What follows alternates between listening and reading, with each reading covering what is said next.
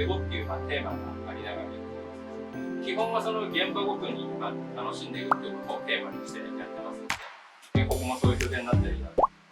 で、今のテーマっていうことでいうと、真鶴は結構遊ぶってことをテーマにしてるんですけど、ここは結構働くのをテーマにしようかなっていう、駅近い。なので、解体して、これから造作工場を行って、2階は、9名ぐらいの方が働けるようなスペースで、後でうちの原からも説明ありますが、そこのですね、押し入れの中は、実はこうやって崩れるんで、これ少し入ったらですね、起こしたりとかしながら、この壁をとにかく壊し合う。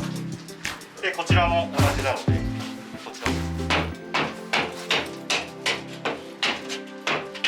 このようになってるんで、こっちはですね、すみません、電線がこっち端に入ってるので、なるべくこっちの方から壊して、電線が引っ掛けちゃうので、今電気が来てないので、全部落としてあるので、最悪は大丈夫なんですけど、ちょっと線がこの辺入ってる。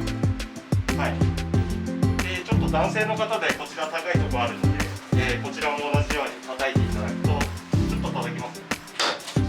同じようになってる。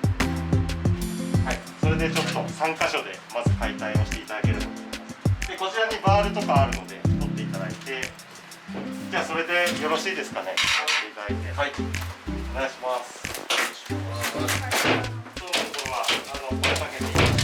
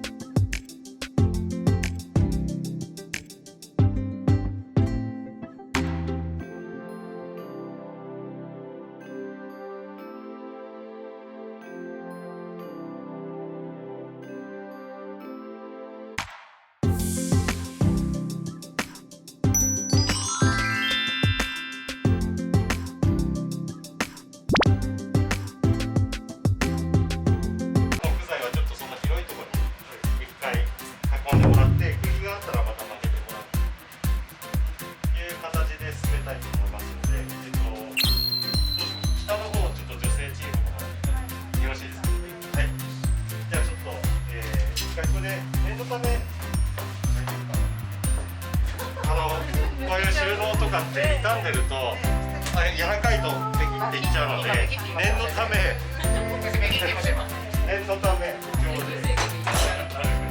これは上の収納のドアなんですけど、それ取ってちょっ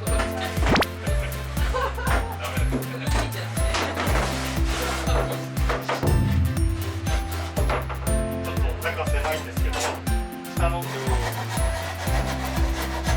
れそうですか？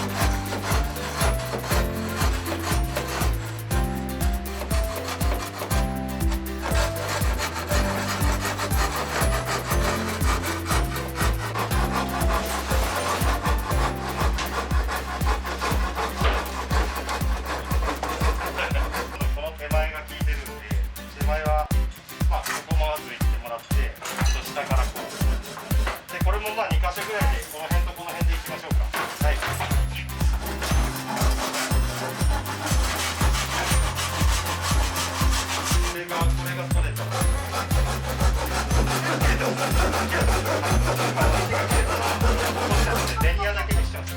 入れました。はい。そしたらどうでしょう。これせーので。大丈夫です。はい。